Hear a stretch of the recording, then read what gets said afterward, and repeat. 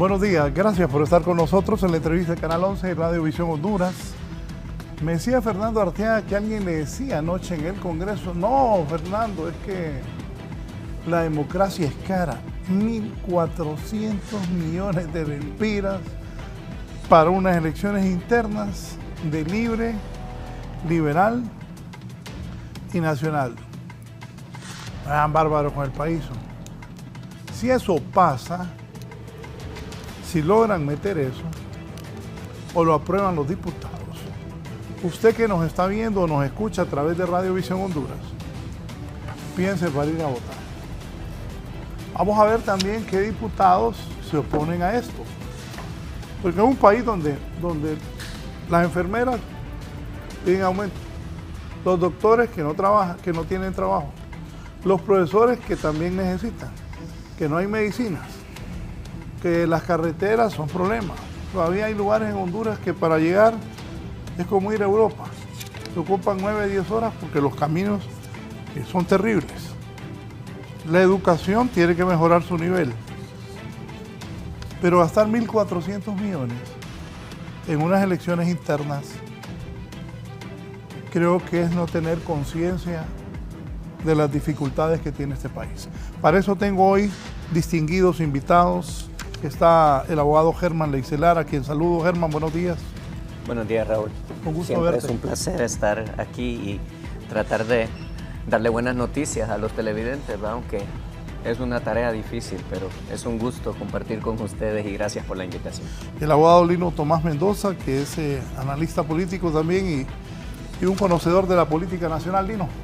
Muchas gracias, Raúl, por la oportunidad. Es importante este tema en este momento difícil que vive la sociedad hondureña y con las expectativas que han generado las elecciones en Venezuela se vuelve de mayor actualidad. Que sin duda lo vamos a tocar a lo largo del programa, yo creo que iniciando mejor. También aquí está con nosotros el expresidente del Colegio Hondureño de Economistas, también ministro de Economía y rector actualmente en la Universidad José Cecilio del Valle, el buen amigo don Julio Raudal. Julio. Muy buenos días a todo el auditorio de este tan gustado programa, La Entrevista, y un saludo para su conductor, don Raúl Valladares, y para el panel excelente que tenemos en esta mañana para discutir temas que son de vital importancia para el país. Muchas gracias por la invitación, Raúl. Gracias, está por incorporarse también don Luis León, que ya está aquí en el estudio, listo para participar con estos distinguidos invitados. Julio, comentario de lo que pasa en Venezuela. Bueno, era algo que se veía venir, Raúl. Para mí, en realidad, no fue una sorpresa. Yo lo venía anunciando desde hacía un rato. A ver, desde el momento en que se impide a una candidata participar en las elecciones, a la candidata que ganó las primarias de la oposición con el 90% o más del 90% de los votos, se le impide, y no se lo impidió el gobierno, se lo impide la Corte Suprema de Justicia de Venezuela, a petición, por supuesto, del gobierno.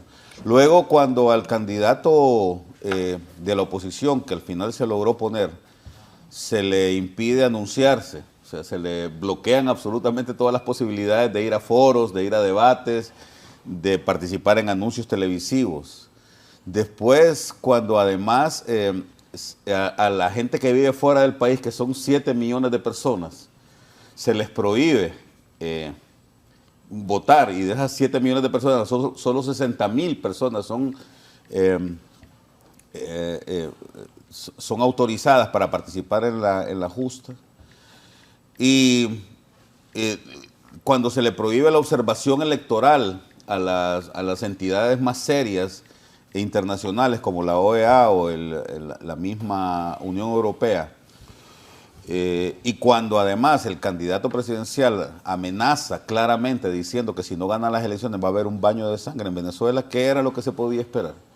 Yo no creo que hubiese alguna posibilidad, y es lamentable que en un país como Venezuela, un país tan rico y además tan lleno de posibilidades de mejora continua, se estén dando situaciones como esta, ¿verdad? Así es que es una pena lo que sucedió en aquel país tan querido, y ojalá, Raúl, que Venezuela no se cubanice, que Venezuela no se nicaragüenice, ¿verdad? porque ya en Nicaragua y en Cuba hablar de democracia pues es un albur, ¿no? Ya nadie puede reclamar. Cuando hay levantamientos ciudadanos en estos dos países, son violentamente aplastados y ni siquiera la comunidad internacional dice nada. Ya hay un momento, entonces pareciera como que la comunidad internacional se olvida de los países.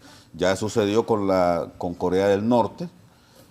Nadie habla de Corea del Norte, salvo Corea, la República de Corea, que todavía reclama la unidad, pero de ahí nadie más habla de estos países.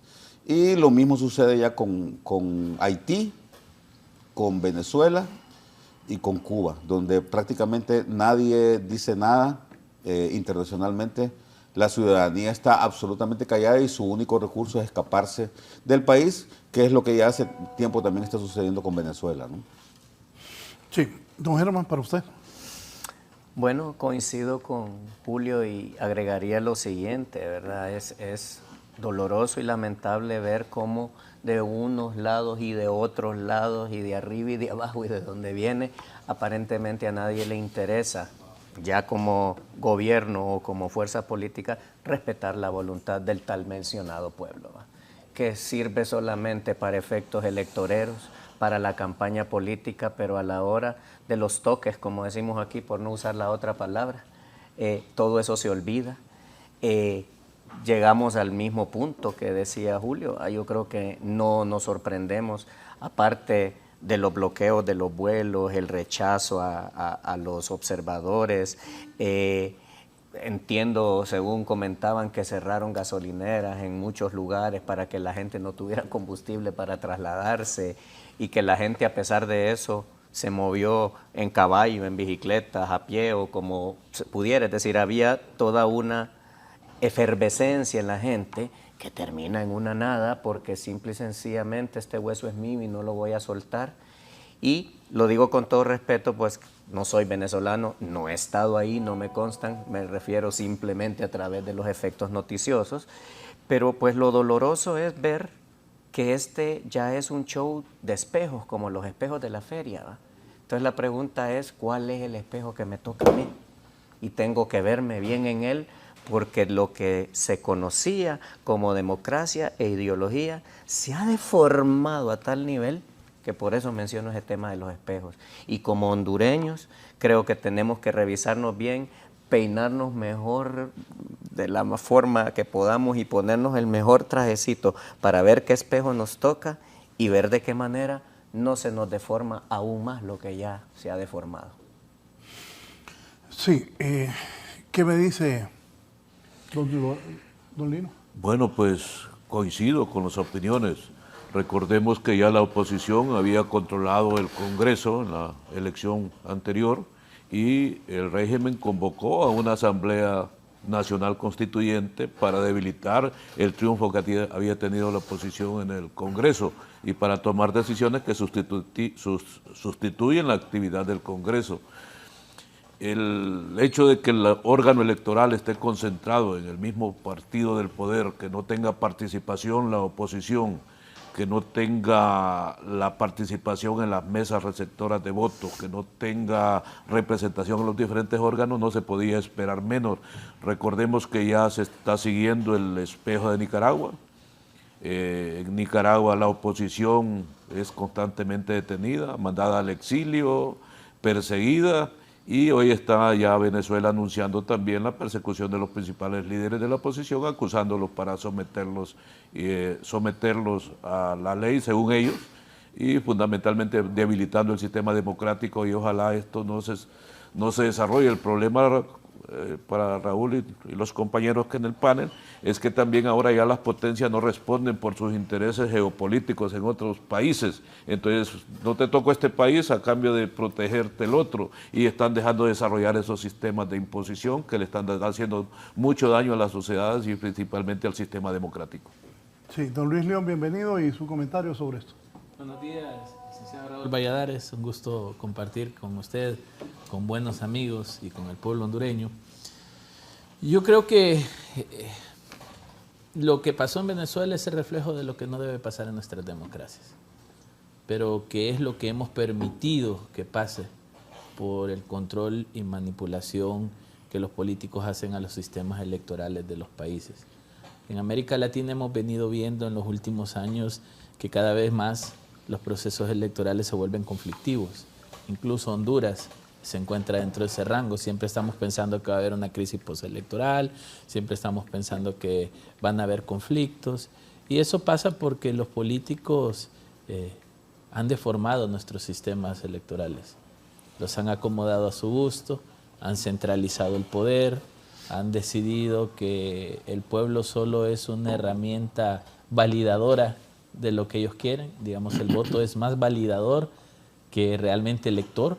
Y yo creo que lo que vive Venezuela para un continente que quiere salir adelante, para un continente que quiere construir caminos de desarrollo, para un continente que busca construir gobiernos que puedan tener una visión regional significativa, es triste. Yo lamento mucho que el poder enferme, que el poder genere ese deseo desmedido de quedarse o hacer porque es mi voluntad.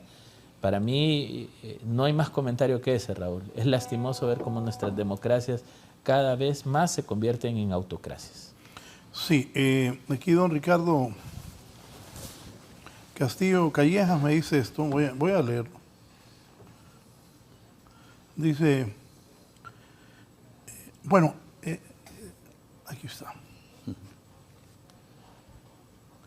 Que paguen los propios partidos las internas, pero ¿de qué se asustan? Aprueben la ley de justicia tributaria, solo un grupo económico recibe 2.500 millones de secciones anuales. Preocúpense por Honduras, el problema de Venezuela es el problema de los venezolanos.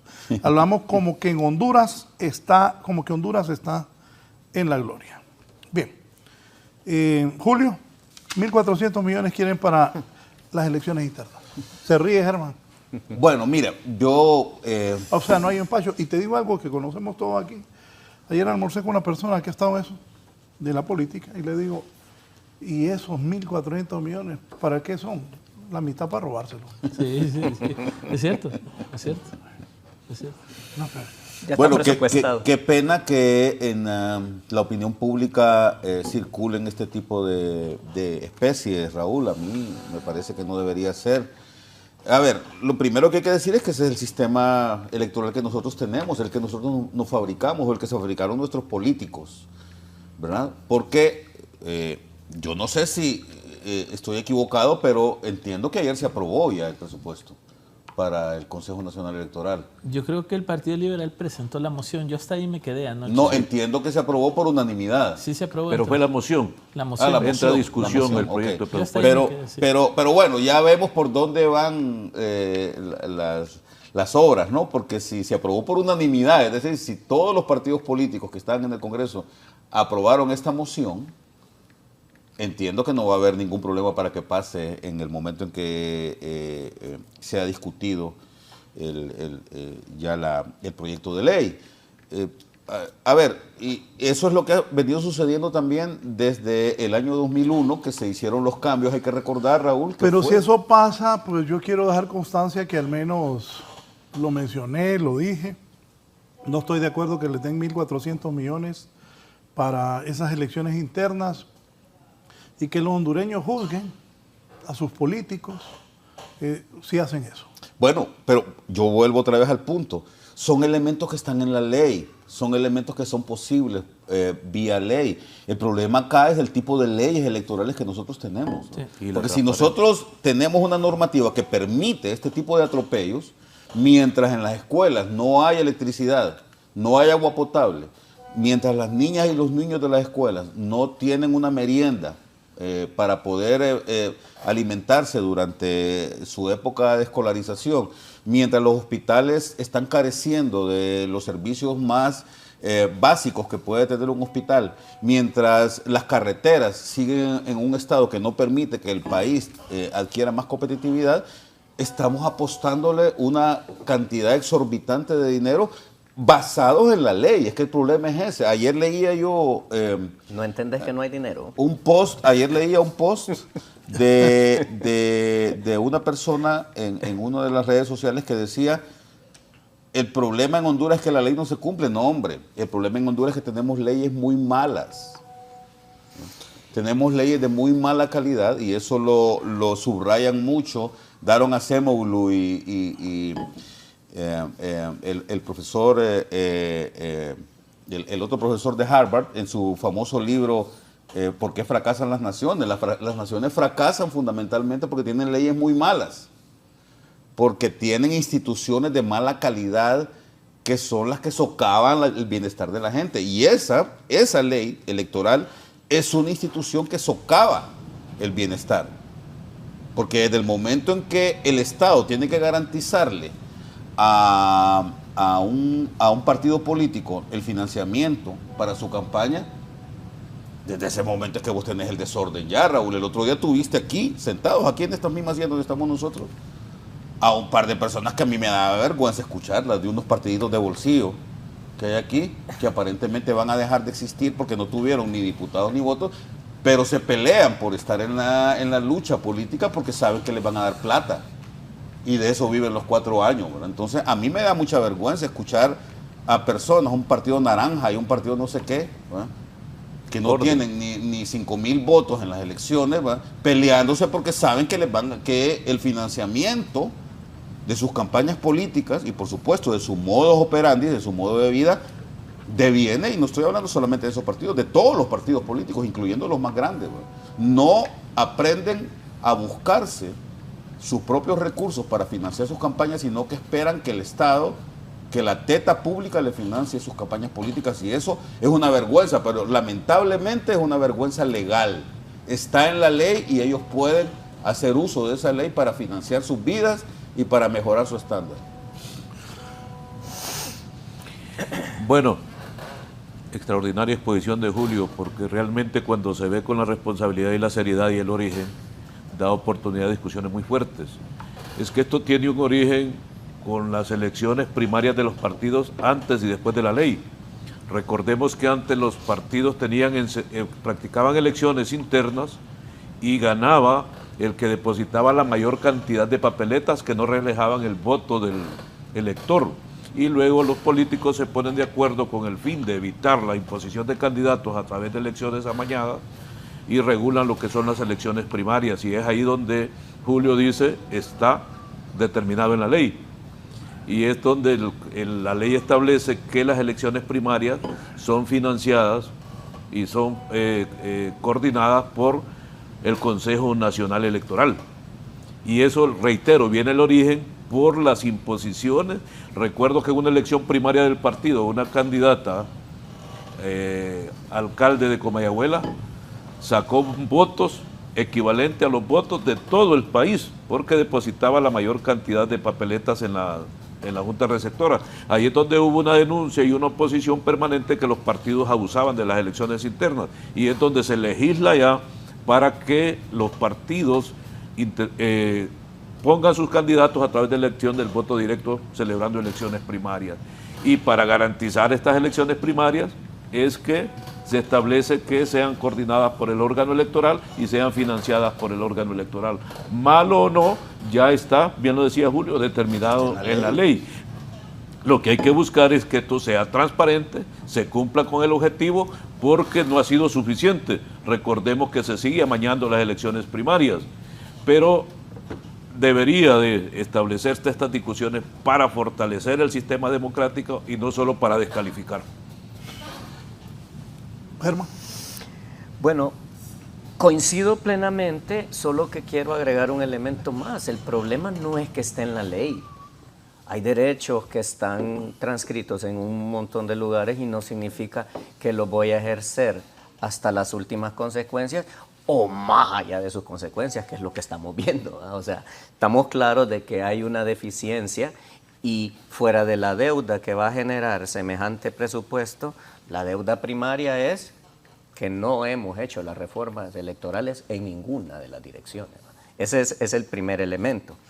Al final, Raúl nos decía, ¿verdad?, un comentario de que alguien le dijo a no sé quién por ahí, es que la democracia es cara. Un diputado le dijo anoche a Fernando Arteaga, que cubre el Congreso. Ah, ok, bien. Es cara, bueno, no es cara, es carísima, ¿va? O sea, realmente estamos viendo un elemento totalmente inusitado, porque al final, empecemos por esto, son elecciones internas. Si son de los partidos, ¿por qué tenemos nosotros que financiar una situación que es propia de un partido? Desde ahí vamos mal. Y lo que tú decías, Julio, de los partidos de maletín, ¿saben qué es lo triste? Que si no tengo partido de maletín, me voy a un partido grande y hago un movimiento. Y también participo del pedacito, ¿va? O sea, hay miles de maneras de llegar al pastel, aparentemente, ¿verdad? Pero así el chiste hace un rato, y perdón que te interrumpí, pero no te das cuenta que no hay dinero. ¿Ah? O sea, no hay dinero. Pero para esto sí hay. Y mientras tanto, lo que tú señalabas, no podemos desarrollar el país, no podemos llevar los productos. Y donde sí hay carreteras, se las toman, como pasó ayer con los enfermos renales, porque se está muriendo la gente por los procesos. O sea, es otro negociazo. Exactamente. Entonces es una debacle completa por donde nos Por asombramos. cierto, dicen que vienen unos observadores de Venezuela ayer que llegaron a Palmerola y como estaba tomada la carretera, entonces agarraron un helicóptero y vinieron por Ateo. Así es bien fácil, ¿verdad? Bueno, hay que comprar un helicóptero, entonces. ¿Creen que ajustemos Ahí uno nomás entre los llamaron cuatro? el helicóptero ahí en la base, dicen, y se fueron para la base y vinieron a Tegu para asegurarse de que iban a llegar, porque como estaba tomada la carretera de Palmerola. Pero eran los observadores que venían de regreso. Así ¿no? que los observadores Sí, de claro. regreso, sí. Sí, sí. Y concluyo mi idea con esta primera parte y entrémosle al debate para ver si podemos dar alguna luz a esto. Vaya, yo puedo decir, ok, qué presupuesto tan terrible, ajá, pero viene mi pregunta y para que no se me olvide, ¿qué es lo que estaba notando de lo que dijiste? Va a haber transparencia.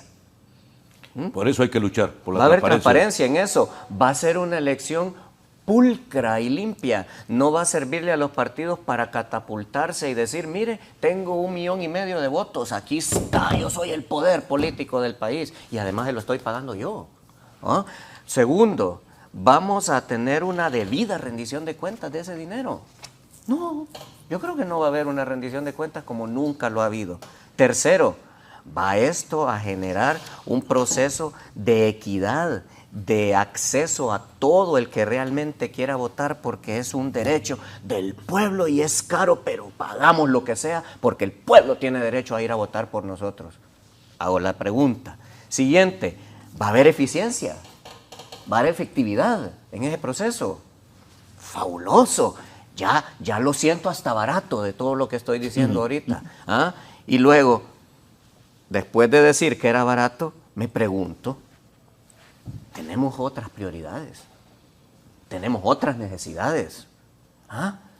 Vamos a gastar esa cantidad de dinero y ayer personas que se están muriendo porque no hay diálisis adecuada, se tomaron todas las carreteras del país para dar un golpe en la mesa y decir, señores, nos están matando. Pero no fue preparado. Claro, anoche lo dije. Ese es un pleito de dos empresas millonarias. Correcto. Eso fue preparado y pobrecita la gente va con la necesidad. El problema Pues, es que utilizan a la gente. Bueno, un comisionado dijo que llegaron en 2 buses Pullman. Un comisionado que rompió la huelga. Pobrecita la gente que necesita, y ojalá el gobierno pudiera resolver y definir de una vez por todas eso, mientras estos se pelean por ese negocio que es multimillonario. Perdonen mi ignorancia, debe ser muy caro. Pero si suman cuántos años los gobiernos han pagado esas diálisis, creo que hubieran comprado las máquinas. Sí, y mira, estamos de acuerdo y precisamente ese es el enredo y termino con esto para darle paso a Luis León, que le falta opinar en esta etapa. Al final, lo que tú dices, Julio, utilizan a la gente, pero lo más triste es que la utilizan porque esa gente ahí está, es una necesidad real.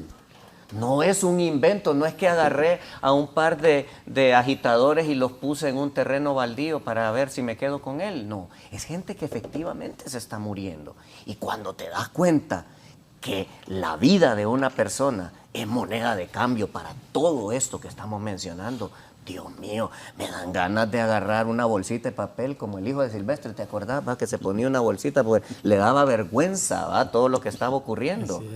O sea, señores, yo voy a insistir en algo más. reflexionemos, el país no da para más. Que hay señalamientos de un lado y de otro, perfecto, pero por el amor de Dios, concluyamos en que los niveles deplorables a los que estamos llegando derivan de 40 años de sumatoria de malas decisiones que solo van echando más y más lastre a un bulto de pólvora que va a estallar de la manera más desagradable en algún momento. Don Luis. Mire, yo he estado escuchando, Raúl, y tratando de pensar cuál puede ser la mejor opinión que puedo dar.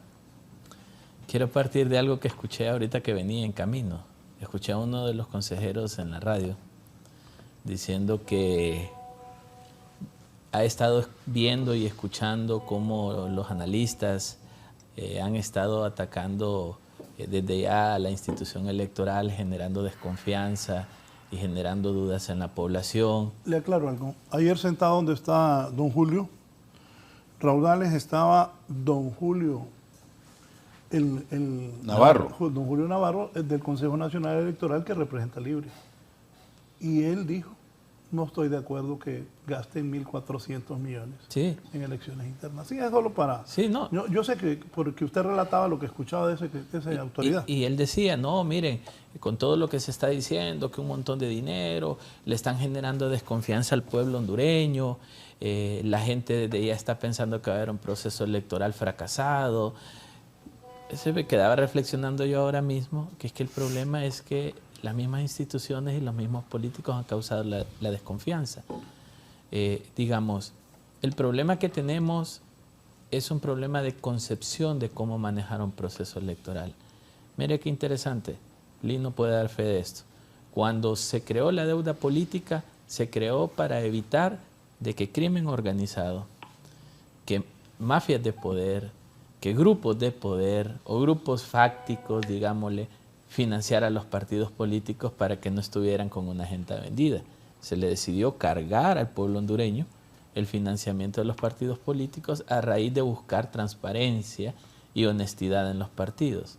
¿Se logró evitar de que el crimen organizado financiara partidos políticos? No. ¿Seguimos cargando al pueblo hondureño con gastos exorbitantes en partidos políticos y en campañas? Sí. Digamos, el proceso ha sido un proceso, y lo decía el licenciado Raudales, un proceso de descomposición del sistema electoral. Es cierto que las democracias son caras y yo creo que todos estaríamos dispuestos a pagar democracia si las democracias funcionan. El problema es que aquí pagamos democracias y las democracias no funcionan. Seguimos sin salud, sin educación, sin empleo, sin seguridad, sin condiciones de desarrollo. Yo ayer estaba revisando los datos, Raúl, y para las elecciones primarias de 2021 el Consejo Nacional Electoral usó 1.100 millones. Eso fue lo que se solicitó y se usó para 2021 y ahora se está incrementando a 1.400 millones. Me imagino que el tema cambiario, el tema inflación, el tema algunas cosas está aumentando el presupuesto. Yo personalmente hago una conversión de esos 1.400 millones de frente al presupuesto general y equivale al 0.33%, no llega ni al 1% del presupuesto, pero es cierto que pese a que porcentualmente del presupuesto es muy bajo, es muy costoso. Voy a explicar por qué.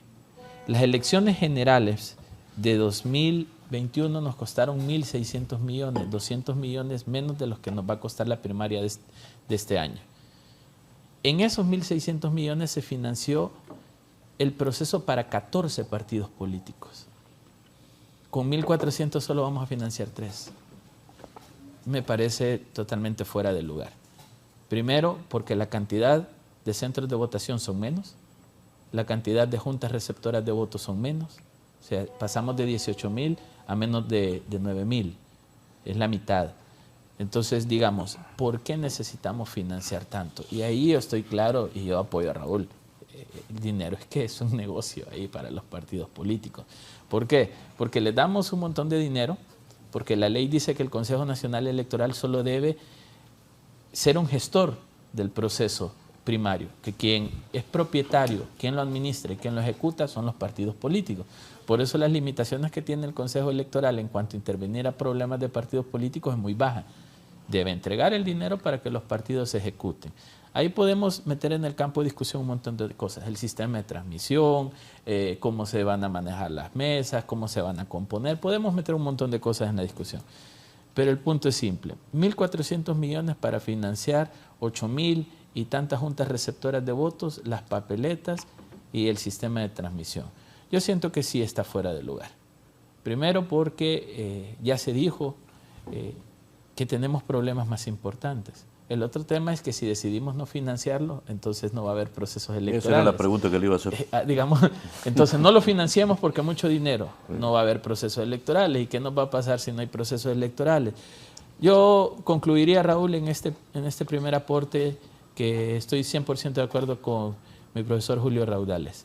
Necesitamos reformas de leyes serias, donde tengamos muy bien diseñado un proceso electoral que hoy nos genera confianza, que la gente va a votar y aunque querramos tirarle flores al Consejo Electoral, al Tribunal de Justicia, la gente no cree en las instituciones porque son los mismos partidos políticos que la administran y al final los votos, vamos a usar ese término que está muy de moda en los últimos años, el voto popular o la voluntad popular, la voluntad de las masas y del pueblo es irrespetado por los acuerdos políticos. Todos sabemos que los diputados muchos son negociados, que no son las marcas los que ponen a los diputados, sino los caudillos al momento de que están negociando cómo va a quedar ese bendito cociente electoral. Todos sabemos que muchos diputados son negociados. Mire, tenemos un ex candidato a diputado que impugnó su proceso electoral, ya va a terminar el gobierno y no le resolvieron. O sea, el hombre nunca fue diputado y lo ganó. Entonces, yo creo que es un tema legal. A ver, necesitamos una ley seria de un país que quiere ser serio. Necesitamos también políticos con ética y moral, que es lo menos que tenemos. Políticos comprometidos con el país y no con su interés político partidario. Y tercero, que esa es la otra parte, porque como hondureños nos gusta quejarnos mucho. Nos quejamos, pero a la hora de participar no participamos. Necesitamos una ciudadanía activa, que empiece a tomar su rol de hacerle ver a los tomadores de decisiones de que están ahí. Porque si no, yo digo, desperdiciar otros 1.400 millones en un proceso donde los partidos van a definir quiénes son sus candidatos, porque ellos ponen al que quieren, y al final la democracia solo sigue siendo una bandera de uso para legitimar. ¿Puedo hacer una breve acotación? Sí, claro. Por el tema legal que dijiste, creo que es pertinente. El problema fundamental es que asumamos que logramos tener esa ley. ¿Qué pasa en un país donde la institucionalidad y el respeto no existe? Podemos tener la ley más hermosa y si no la aplican, no va a servir de nada. Antes de la pausa, voy a tener que regresar al primer tema de Venezuela, porque mi buen amigo, el comisionado presidencial, don Giovanni Domínguez, me ha enviado algo para que pongamos ahí cuál fue la posición de Honduras en la Organización de Estados Americanos sobre este tema de las elecciones en Venezuela. El embajador Roberto Quesada hizo, Elder, la siguiente exposición. Se abstuvo. Sí, y antes de ir a la pausa, Elder, voy a volver porque quiero una breve opinión de ellos, de lo que expresó nuestro embajador allá en la Organización de los Estados Americanos. Ambassador of Honduras. Muchas gracias, señor presidente del Consejo Permanente, señor secretario general, cancilleres que nos visitan, colegas embajadores, delegados e invitados en general. Llegó el día, por fin, que estábamos esperando, que era este, y quiero decir que con todo respeto a los que votaron a favor, a quienes estuvieron ausentes y a quienes nos abstuvimos. Aquí nosotros nos respetamos mucho, independientemente de las discrepancias que tengamos y de cómo votemos, eso no nos distancia. Nuestra presidenta, Xiomara Castro, felicitó al presidente reelecto Nicolás Maduro, luego de que el Consejo Nacional Electoral anunciara su triunfo, tal como felicitó en su momento a los presidentes Abinader de República Dominicana, Milei de Argentina, Putin de Rusia, Claudia Sheinbaum de México, siempre después de que los respectivos consejos electorales anunciaran sus triunfos. Por cierto, también Antigua y Bermuda, entre otros países, felicitó al presidente Nicolás Maduro. Hay varios países que piensan que la OEA no tiene credibilidad por varias razones. En lo que concierne a nuestro país, por ejemplo, en el 2017, ante evidencias de sobra, el secretario general Luis Almagro pidió que se repitieran las elecciones. Los Estados Unidos y la Unión Europea desconocieron tal petición, a la que posteriormente se fueron agregando otros países. Y esto dio sufrimiento a nuestro pueblo, siendo Honduras un Estado miembro. En el caso de Venezuela, que no es un Estado miembro, solo hemos escuchado los argumentos de una parte, y cuando no se escuchan ambas partes de un conflicto, es imposible ser juez imparcial. La OEA no estuvo presente en las elecciones, no fue invitada, y ese es un derecho soberano de las naciones. Por tanto, aquí hay quienes quieren condenar solo por oídas, no porque les conste o tengan pruebas, sin peritaje. Además, sobre Venezuela hay antecedentes en este recinto. Aquí se reconoció a un presidente que nunca fue presidente, Guaidó, e incluso aquí mismo estuvo un embajador que no fue embajador. Ustedes lo recordarán, don Gustavo. No olvidemos el caso reciente de otro Estado miembro, los Estados Unidos, que en sus últimas elecciones el candidato perdedor Donald Trump hizo alegatos de fraude, lo que llevó a terribles disturbios ya por todos aquí conocidos. Tengo entendido de que la OEA, ante tales circunstancias, no se reunió de emergencia para que el partido ganador mostrara las evidencias de que no hizo fraude. Entonces, la pregunta es, ¿por qué cuando se trata de Venezuela la OEA es tan eficaz? Un ejemplo reciente de hoy mismo es la ausencia de México, tanto por la mañana como ahora mismo. Cito: la misión permanente de México ante la Organización de los Estados Americanos saluda atentamente a la honorable presidenta del Consejo Permanente en ocasión de hacer referencia a la convocatoria a la sesión extraordinaria del Consejo Permanente para abordar los resultados del proceso electoral de Venezuela, que se llevará a cabo el miércoles 31 de junio de 2024, es decir, hoy, Al respecto, la misión permanente informa que, debido al posicionamiento de la Secretaría General de la OEA, emitido esta mañana mediante un comunicado de prensa y su informe sobre el proceso electoral en Venezuela, México no participará en dicha sesión, ya que considera que no existen las condiciones para abordar este asunto de manera equilibrada e imparcial.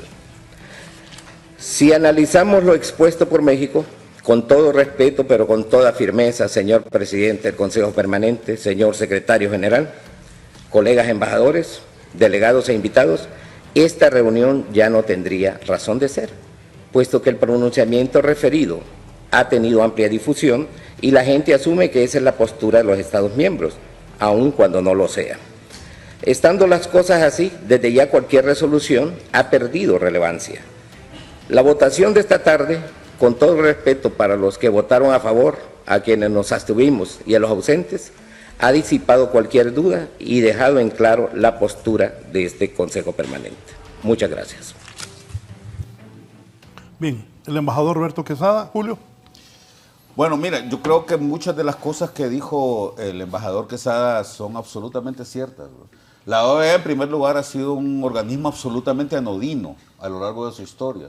Vos sabés que las únicas 2 veces que la OEA, que el mecanismo de la Carta Democrática de la OEA ha funcionado, tienen que ver con Honduras.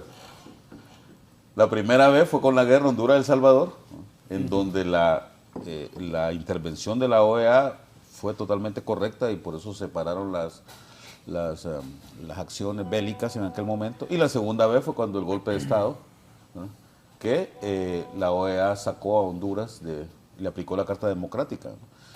Y eso tuvo un impacto importante porque luego de las elecciones ya se pudo restablecer la democracia en el país.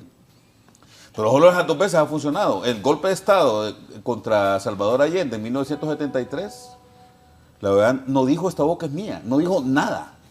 Ahí me dice Eddie, y cuando la OEA votó con 33 votos en contra del golpe de Estado del 2009 en Honduras, Ahí sí funcionó la OEA. No, sí, es la única vez, como te digo, las únicas 2 veces que la aplicación de la Carta Democrática ha funcionado han sido con Honduras, ¿no? O Honduras ha estado involucrado.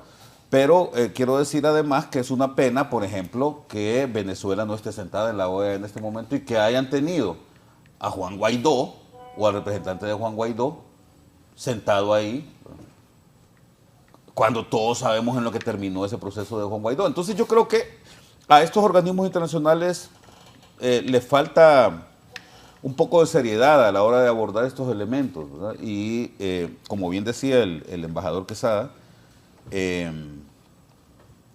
prácticamente era previsible también que no se iba a aprobar esta moción o esta iniciativa que se tomó por parte de la Secretaría General, debido justamente a que ya de por sí la OEA es un organismo totalmente descalificado para manifestarte en este tipo de cosas, por lo que digo, por lo que ha sucedido en la historia, que creo que hay que entender bien lo que sucede en la historia para poder tener una visión más clara de cómo es que funcionan estos organismos, ¿verdad? Entonces, ojalá que en algún momento esta situación cambie, porque creo que una instancia como la OEA es importante para que se pueda garantizar el bienestar de los países y de la comunidad internacional, ¿no? Germán.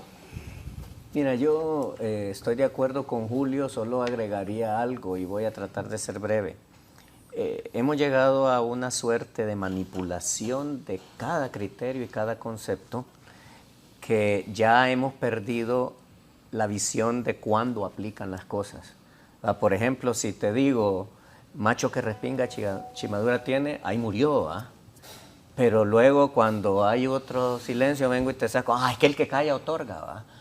Y entonces decir, ¿cuál le aplica? Porque obviamente son contextos distintos para cada cosa, ¿va? Y esa manipulación siento que se ha dado a nivel ideológico, a nivel de procesos, y voy a tratar de comparar esto de manera errónea quizás con el tema de los caballeros cruzados, ¿va? En nombre de Dios se hicieron barbaridades, ¿va? Sí, inimaginables a lo largo de la historia, y yo diría que ahora, en nombre de la libre determinación, se están haciendo cualquier cantidad de barbaridades en un montón de países, porque al final, si no llegamos a una cohesión del entendimiento que hay de la necesidad que tenemos de unidad de criterios, miren que la globalización existe, pero solo lo malo se globaliza, lo bueno no, tristemente, ¿eh? Y por otro lado, diría yo, recordar aquel poema, ¿eh? Donde dicen, primero se llevaron a fulano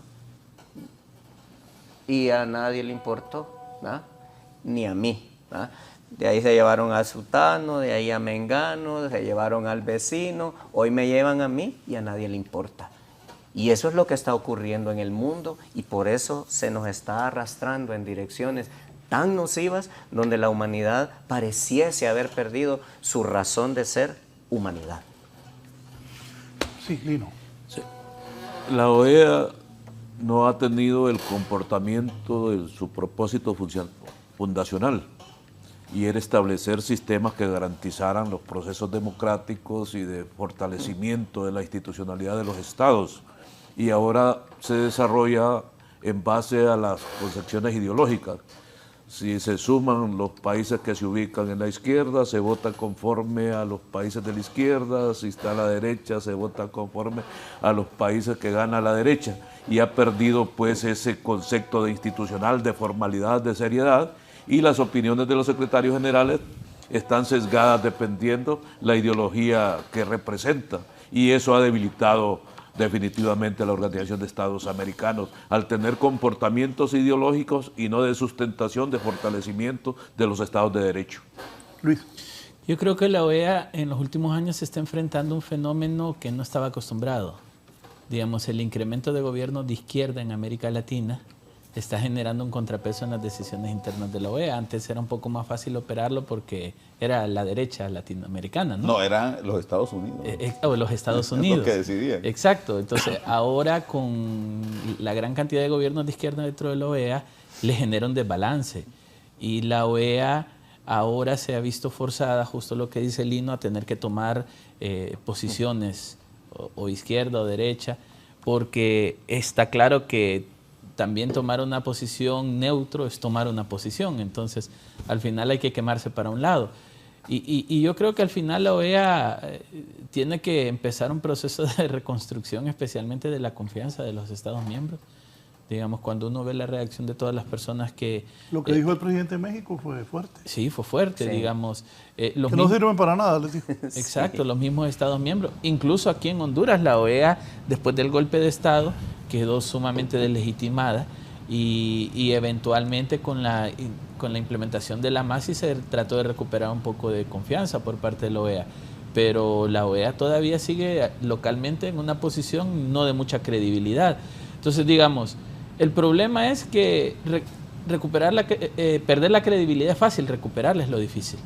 Y mientras no hayan decisiones y acciones que realmente generen esos resultados que se esperaría desde estos mecanismos, la tienen difícil. Yo al final siento que es un mecanismo que hay que reconstruir.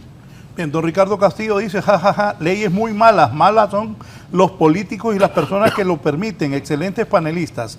¿Ustedes creen sinceramente que a los políticos les importa sus comentarios por muy buenos o interesantes? Si lo creen, viven en Disneylandia. Y en el caso de Ecuador, violando la sede diplomática de México, la OEA está muda. Aquí está don Sebastián, dice... Buenos días a usted y sus invitados. Somos de los pocos países que aún estamos contratando empresas privadas para producir los documentos electorales. Cierto. Y también por acá me decía... Por la desconfianza. Sí, el popular Toño Rosa, Toño Morro. Buen día, Raúl. Igual fraude ahí en la interna de Jo contra Ricardo. Acá aparecieron las marquesas de votos a favor de Jo. Ni se molestaron en separar cada voto. Una pausa y continuamos. Las elecciones primarias van a costar más que las generales del año 2021. Sí, es Pero que... solo explíquenme eso. O sea, son tres partidos, ¿no? Libre, liberal, nacional. Las elecciones primarias estas van a costar más que las elecciones generales. Es que cuestan más porque hay una cantidad de proyectos y de fortalecimiento del sistema que exige el presupuesto. Y desgraciadamente, pues, la ley establece que es financiada por el Consejo Nacional Electoral. Se me viene y a la equivale mente prácticamente a 3 elecciones. Se me viene a la mente que dijeron, ve, como la ley lo permite, hay que justificar esto, hay que sacar más pisto. 1.600 millones costó la general. En ese sentido, Raúl, yo soy codirector del Consejo Nacional Electoral en la Dirección de Organizaciones Políticas. Y ahí, en el nuevo consejo, ahí se han establecido normas tratando de transparentar, porque no es que es perfecto el órgano, pero los últimos consejeros han estado tratando de establecer políticas de transparencia. Primero, con la nueva conformación, cuando se reforma la ley y se establece el Consejo Nacional Electoral, a efecto de garantizar transparencia, nombran un codirector en cada dirección tratando de garantizar el proceso. Luego, en la actualidad, los consejeros, adelantándose a estos acontecimientos que están sucediendo, presentó en mayo un proyecto de decreto para como ley de administración, ejecución y transparencia del presupuesto. Hoy se está hablando ya de que el Consejo está tratando de contratar empresas, de que está tratando de ejecutar el presupuesto y es imposible porque no cuenta con él. Ya se están hablando de nombres de empresas que están por contratarse y eso es, lo decía yo, Raúl, cuando no estábamos en el programa, muchos están tratando de descalificar el proceso, unos por beneficios personales, otros por generar crisis. Y realmente hoy te felicito porque los analistas que traes y que me siento orgulloso de compartir con ellos, están estableciendo un parámetro muy serio y muy formal de la necesidad de establecer procesos que garanticen y que las críticas sean con el fin de construir y no destruir, porque la mayoría de los participantes en esto tratan orientados a la descalificación, Entonces creo que si el presupuesto es alto o no, es una bonita oportunidad para establecer parámetros de discusión. Y te quiero decir algo. Ayer, cuando Julio Navarro estaba ahí, que es el representante libre, Cuando yo le escuché eso, desde ese momento yo dije, no es cierto, si lo está diciendo, pensé yo, es lo que para qué van a gastar tanta plata en un país tan pobre.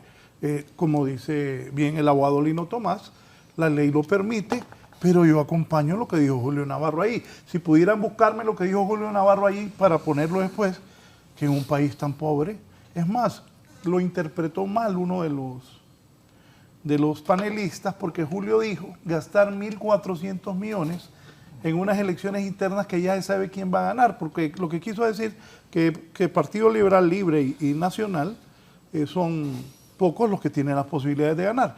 Eso se refirió Julio Navarro, pero se mostró en desacuerdo. Yo al escuchar eso, y es la función de un periodista, gastar 1.400 millones. Pero el anteproyecto de presupuesto firmado por Julio. O sea, tuvo que haber cuestionado en la elaboración del presupuesto. Yo creo que en esto tenemos que ser objetivos, Raúl, porque si yo estoy dentro de la institución, también tengo que proponer pues una rectificación del presupuesto y no venir a decir a un programa que con muy buenos amigos de Julio, lo respeto mucho, venía a decir un programa que estoy en contra del presupuesto, pero lo estoy presentando con mi firma a Finanzas y al Congreso Nacional. Mire, el problema, yo se lo he dicho a Julio personalmente incluso, porque somos amigos. De Julio a Julio. Sí. De Julio a Julio. Navarro. Muy bien. Julio pone mucho que lo recusen, hombre, por andar yendo a programas de televisión. Cuando él es juez, él es juez y es un funcionario. Mire, cuando uno es funcionario, uno tiene que quedarse o hablar de temas que le corresponden en su función, ¿no? Sí, pero... y no ir a... Y en este tema más bien debería defender el proyecto de presupuesto, sí, porque realmente tiene alguna sustentación, son 23 programas que se establecen. Lo caro ahí es la transmisión de resultados, porque ahora la ley exige también que en las primarias se deben transmitir los resultados y que el grado de desconfianza y descalificaciones no permite, compañeros, que el propio Consejo Nacional Electoral tenga su propio sistema, que sería muy económico y muy barato, y teniendo la capacidad técnica y los profesionales adecuados para tenerlo. Entonces yo creo, no estoy de acuerdo con Julio con eso, porque lo primero es sustentar y justificar el presupuesto. Si el presupuesto era muy alto, tenía que hacerse las rectificaciones dentro del Consejo y no venir a un programa. Es que esa es una función de ellos. Ellos tienen que preparar ese presupuesto. Claro. A ver. Para eso están. Exactamente. A ver, si ellos... Ahí hay 3 comisionados, pero también hay un equipo técnico fuerte, ¿no? Sí, claro. Y muy, ese consejo tiene un equipo, sí. Yo sé que Lino Tomás lo conoce muy bien porque él estaba muy metido en esos temas. Y ahí hay un equipo técnico bien fuerte. O sea, ellos son los llamados a presentar un presupuesto y decir, esto es lo que requieren unas elecciones internas o primarias que sean confiables y transparentes, ¿no? Pero no que salen ahí en eso sí estoy de acuerdo con Julio Navarro, que no se puede salir con un número y decir ahorita y después vamos a ver si funciona el número o no funciona, los 1.400 millones famosos, que como bien dice Luisito, eso representa un 27% de incremento con respecto a lo que se presentó en el 2021, 2020 fue. 21. No, 2020 porque se aprobó, así como ahorita lo estamos aprobando hace 4 años. Sí, búsqueme eso de Julio, Elder. 2020, imagínate, 27% y hemos tenido inflaciones. Yo sé que la del 2022 fue elevada, fue 9.8, es la única que ha sido bastante elevada. Pero no hemos tenido inflaciones arriba del 5% en los últimos años. Entonces, ¿cómo es posible que tengamos un incremento del 27%, que es un promedio de 7% anual, cuando tenemos inflaciones mucho más bajas? Pero entonces, ¿en qué consiste ese incremento y qué es lo que se va a gastar? Porque es una pena que el país esté invirtiendo tanto en algo que no le resulta totalmente funcional al país. Mire, solo volviendo solo les leo esto del abogado Carlos Padilla. Como deberían ser los procesos internos de los partidos políticos en Honduras vía convención, no haciendo que el Estado financie estos procesos a un costo de más de 1.000 millones de lempiras, que debería servir para fortalecer asuntos de primera necesidad, no políticos. De esa forma se fortalecerá la democracia en el sentido electoral. Solo mire este dato que le voy a dar. Estaba buscando hoy aquí. Y una máquina de diálisis cuesta $20,000, medio millón de lempiras. Con esos 1.400 millones compraríamos 2.800 máquinas de diálisis. ¿Qué tal? Por lo que decía Germán, ¿no? Es que es lo que te digo, es un tema de sentido común. Pero ¿cuál es el problema? Que aquí la fuerza del derecho ha desaparecido y es el derecho de la fuerza, lo he dicho en muchas ocasiones. La saturación de leyes también, abogado. Mire, es correcto. Sí. Y al final, cuando estamos hablando de este tipo de cosas, ¿qué sucede? Yo puedo decir, en sentido común, vaya, yo me declaro ignorante en materia electoral, pero el sentido común me dice que esa cantidad de dinero es monstruosa e innecesaria, ¿va? Yo lo veo injustificado. Por eso te digo, injustificado, pero hablo del sentido común. ¿Pero qué? Vamos a la manera en que se nombró el fiscal, más allá de que esté funcionando o no. Vamos al proyecto de la cárcel de las Islas del Cisne, va porque va. Me explico. Esa imposición es la terrible, porque lo que tú dices, la justificación, el sustento, la lógica, lo racional detrás de cada decisión, desaparece. Es como decía Facundo Cabral, ¿te acordás? Que él decía, ¿va? Yo quiero, tú quieres, él quiere, nosotros queremos, él puede. Eso es lo que está pasando, ¿eh? El que tiene la capacidad y el poder de tomar la decisión, la toma y punto. Pero mira, solo quiero agregar algo. Pero no lo dijo por lo de pendejo, ¿no? Por ahí va. Solo quiero agregar algo. Los hondureños somos muy buenos para olvidarnos de todo. Sí. Digamos, hay que recordar 2021. Presupuesto de 1.100 millones para primarias. No se logró contratar el sistema de transmisión de resultados. ¿Por qué? Porque no se aprobó a tiempo, después no se aprobó la compra por lista corta. La pandemia y las tormentas. La pandemia, hubieron un montón de factores que no permitió. Entonces vino el Consejo Electoral y en aquel momento dijeron, bueno, hagamos un sistema, ¿cómo le dijeron? Hecho en casa, ¿cierto, Lino? Y se crearon un sistema hecho en casa que en teoría iba a ser la recolección de información que los partidos políticos iban a proporcionar. Pero la metodología para que los partidos políticos lo proporcionaran era que se les daba el dinero para que crearan los consejos departamentales. Y entonces crearon los consejos departamentales para electorales. Y a través de eso se invirtió en 2021 el proceso de mesas, conteo, para que después le pasaran al CNE en su sistema hecho en casa los resultados. Ese montón de dinero que llegó allá, por lo menos yo no sé, porque nunca esas cosas nadie las dice, si se liquidó, no se liquidó, qué pasó. Es ahí donde creo yo que se vuelve negocio las elecciones primarias para los partidos. Sí, hay que perfeccionar el sistema. Sin duda, lo que usted está diciendo, Luis, tiene razón. Por ejemplo, a los partidos se les dio para capacitación una cantidad de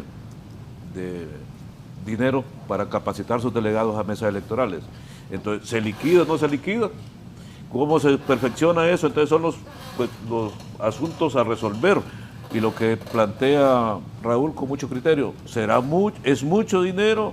¿Realmente es para el proceso electoral o no es para el proceso? Y ahí es el reto de los consejeros del Consejo Nacional Electoral de establecer una política y una dinámica que permita la transparencia y la sustentación. Porque, Raúl, ¿qué pasa si no hay elecciones primarias? Generamos las condiciones para la institución. Pero eso es una justificación débil. Es una justificación débil porque con el mismo dinero de antes pueden hacer las elecciones primarias 3 partidos. Es una justificación débil porque, pidamos este presupuesto, justifiquémoslo antes. Eso es fácil. Es que así es. Eso es fácil. Es un país pobre este. Mi punto, después de escuchar a Julio Navarro, es que este es un país pobre.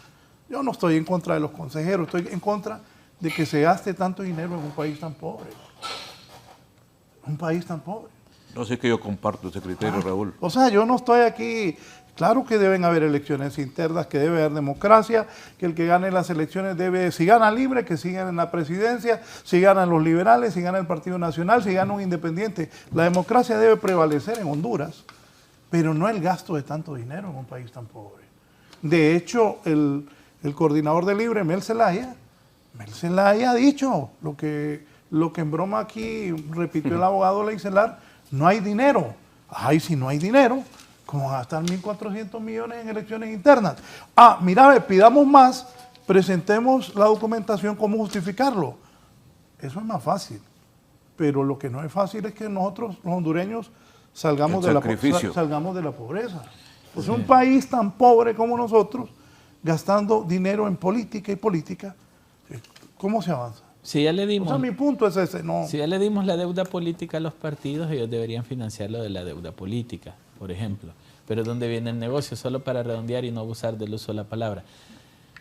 ¿Qué es lo que pasa si no liquidan los fondos que le da el Consejo Electoral a un partido político? Se lo deducen de la siguiente deuda política. Entonces, ¿qué pasa? Ahí es donde los dueños de partidos políticos o los dueños de turno juegan su negocio. Nah, ya me dieron el dinero de capacitaciones, no lo voy a liquidar, me lo voy a quedar. Y el otro que venga, él es el que va a quedar sin pisto porque se lo van a quitar a él. O sea, es un negocio redondo, siendo franco. Desde que se lo dan, si no lo liquidan no hay problema, nos arreglamos más tarde. Nos arreglamos más tarde. Y ya no va a estar él más tarde, va a estar otro. Entonces el que se va a quedar sin dinero es el otro porque lo van a quitar. Eso es lo que denota el desorden administrativo por el que el país pasa en general. Sí, Y en no general. es nuevo, ojo, porque tampoco No. esto está pasando ahorita, esto ha pasado siempre. Fíjate, ya se sabía que iba a haber elecciones internas o primarias. Sí. ¿Por qué en el presupuesto 2024 no iba el renglón presupuestario adecuado? ¿Por qué no preparó el Consejo Nacional Electoral durante el año pasado ese proyecto para que fuera evaluado y fuera aprobado en el presupuesto 2024? Entonces, ¿cómo es que estamos improvisando tanto en el país? Pero, repito, no es nuevo. No. Yo estaba en el gobierno viendo estas mismas cosas desde hace ya más de 35 años. ¿Verdad? Y a partir del 2001, que fue que comenzó todo este embrollo del financiamiento de las elecciones primarias, porque hay que recordar que el Partido Liberal tenía elecciones primarias antes. El Partido Liberal es el que abrió esa brecha, ¿verdad? Hay que recordar que las primeras elecciones primarias que hubo acá en el país fueron en el año 1988. ¿Te acordás que nos perforaron la Perforaban la identidad, identidad. todo? Sí. Ahí quedamos coloreados todos. ¿verdad? Entonces, No sea que Julio es liberal, mira. no, Estaba a mí me perforado. picaron la tarjeta de identidad. ¿verdad? Yo voté por Jorge Arturo Reina y el M líder en el 1988. Y Bueno, luego- ya veo dónde salió tu hijo. y luego en 1989 recuerdo que me la volvieron a picar, tenía 2 agujeritos la tarjeta porque voté por el doctor Carlos Roberto Reina para las internas del Es como un tren democrático. del 89, ¿verdad? Pero hay que recordar, pero Y la antecede- pregunta es, Lino, vos que estabas bien metido en eso, porque Luisito yo creo que ni había nacido en el 89. No, ya había nacido. Eh, Pero está en hipote. pero vos que te acordás bien de eso, la pregunta es, ¿quién financió esas internas? La financió el Estado hondureño. No, los partidos. El Y esto, partido yo, lo financiaron los partidos políticos. yo iba a hacer referencia antes, por ejemplo, ya a finales de en los 70, los 80, el Partido Liberal practicaba elecciones internas con sus propios recursos. Sí, Y me es acuerdo. donde la dirigencia que tenía más en el municipio llenaba las urnas. Yo me acuerdo, sí. Llenaba ¿verdad? Y entonces Sí, ganaba sí. el que depositaba Sí, más papeletas, no el que votaba. Es correcto. Y entonces por eso fue que se criticó el sistema y Sí. ahí surgen las elecciones primarias. Yo me acuerdo bien, Lino, porque en 1980 yo tenía 16 años y fueron las elecciones en donde participó el doctor Carlos Roberto Reina también por la ALIPO, la Alianza Liberal del Pueblo, contra el movimiento liberal rodista correcto. del doctor Roberto Jasso Córdoba, que acababa de morir, el doctor Modesto Rodas Alvarado, y ahí fue donde eligieron, en esas internas, eligieron candidato presidencial al doctor Carlos Roberto Reina, pero sí me acuerdo, yo tenía 16 años, no tenía 18, no participé, no voté, pero sí participé en la organización, y yo estaba en el colegio, y yo participé en la organización de esas internas, acá en mi barrio, ahí acá en Comayagüela, ¿verdad? Entonces me acuerdo ¿Qué que internas eran? ¿Quiénes eran?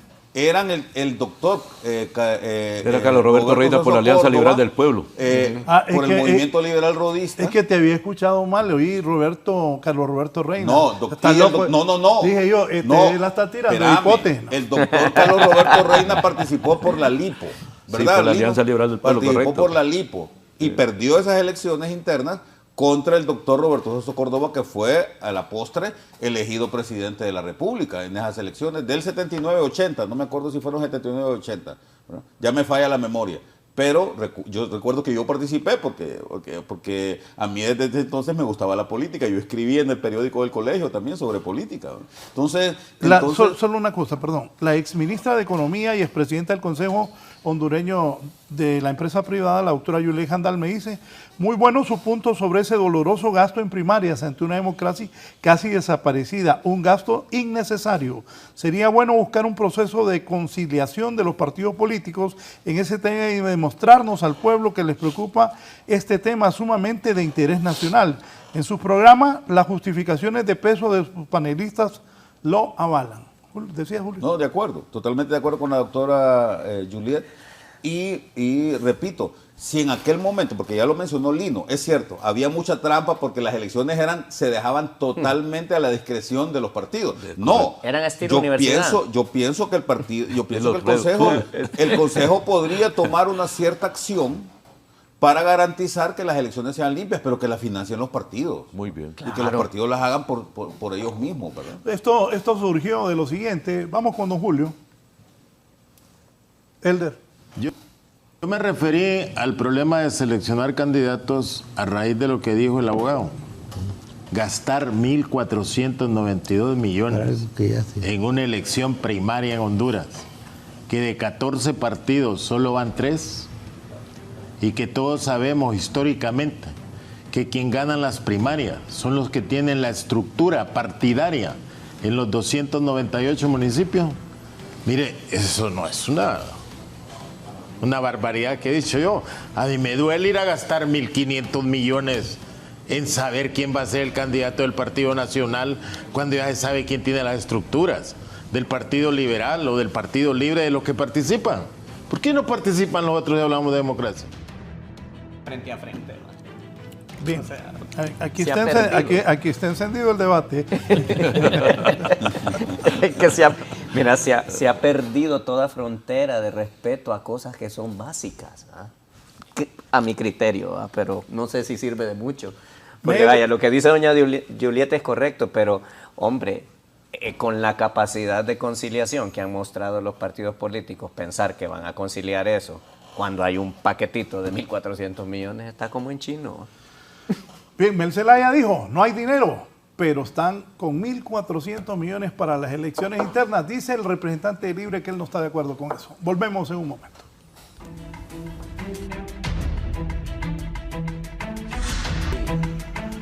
Bien, continuamos. El Consejo Nacional Electoral desmintió que se haya contratado la misma empresa que proyectó los resultados de las elecciones en Venezuela.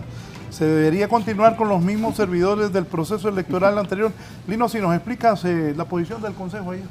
Bueno, el Consejo Nacional Electoral está claro que establece el presupuesto en base a la costumbre, y eso ha venido desarrollando el antiguo Tribunal Supremo Electoral y ahora el Consejo Nacional Electoral, financiando las elecciones primarias de los partidos. No hacen más que cumplir con su función y de acuerdo a los diferentes programas. Solo una elección primaria desarrolla 23 proyectos que son caros. Papeletas, transporte. Solo en el pago de custodio, Raúl, se paga una gran cantidad de dinero para garantizar que estos colaboren en todo el proceso y son asignados por los partidos políticos y proporcionalmente por los partidos pequeños en forma aleatoria. Entonces, como se han financiado estos proyectos en elecciones anteriores, se vuelve necesario para garantizar en iguales condiciones el proceso electoral de los partidos políticos. Justo o injusto, los actuales consejeros presentan un proyecto conforme ha sido la costumbre en las últimas elecciones primarias, desde que se aprobaron las elecciones primarias, y los costos y el costo del precio viene incrementándose y en base a eso se ha desarrollado. Hay cosas que hay que señalar, Raúl. El uso del lector biométrico garantizó alta transparencia en el proceso pasado y la inversión en el uso de ese aparato fue cara. Ahora hay que programarlo de nuevo, procurar que los partidos políticos lo utilicen en las elecciones primarias para transparentar el proceso, porque si no se garantiza... Programarlo de nuevo es un nuevo gasto. Es un nuevo gasto, sí, correcto, porque el problema es que cuando se someten a licitación, estas empresas que desarrollan los programas lo dejan bloqueado por falta de, no sé si esa terminología de contratación la desconozco, no quisiera juzgarlo.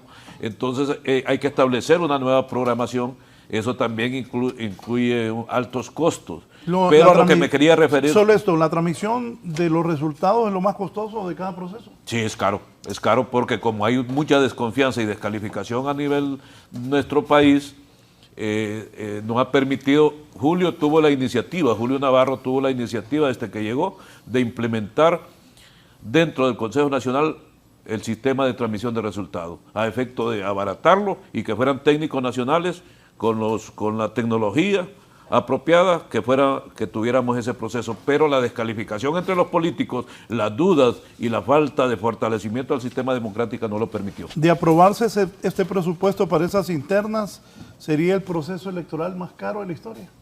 El primario más caro, sí, ese es más caro. Es que todos son los más caros de la historia. Sí, El anterior era más caro que el y de ahí va a venir otro más caro. Escalonadamente sí, este es el más caro, el de 2030 va a ser más caro, o sea, es escalonado.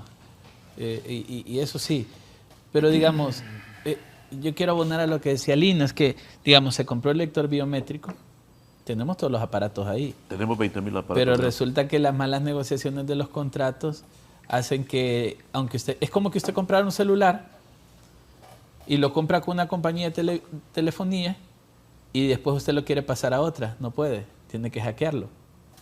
Es justo eso lo de los lectores biométricos. Qué mal, son malas decisiones. Son malas decisiones porque el aparato es propiedad del Estado. Negociazos para las empresas, pero queda un aparato inservible. Claro. Qué pena, ¿no? Y lo mismo pasa con los software. En buen español, ese es un robo descarado. Lo mismo pasa con los software de los sistemas de transmisión. Eso es una movida. O sea,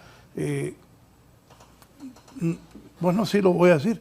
Se me viene a la cabeza que ponen de acuerdo los de las empresas y los de aquí también. Raúl, porque ¿cómo vas a comprar un carro que solo te vas a montar una vez y nos vemos? Pero son regidos por Onducompras y quien regula Onducompras, desde ahí se permite el proceso. No, pero esta fue una compra de lista corta. Ajá. Pero mire, ¿sabe cuál es el problema ahí? Es que los de Onducompras no mandan nada. No, Raúl, pero yo sé de eso, quien manda en un estado y todo.